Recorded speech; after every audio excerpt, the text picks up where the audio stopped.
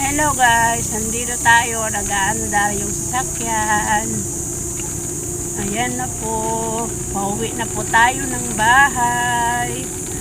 Galing po tayo sa labas namili.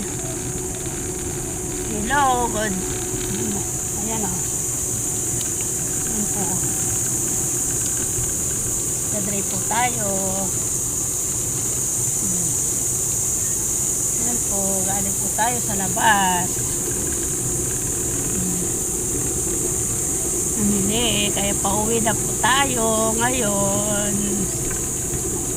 Ayan po, galing po tayo sa labas, namili na malingke, bumili ng ulam, bumili ng konting paninda. Ayan po, dahan-dahan lang po ang takbo natin kasi malapit nang malubat yung ating e-bike. Ayan po.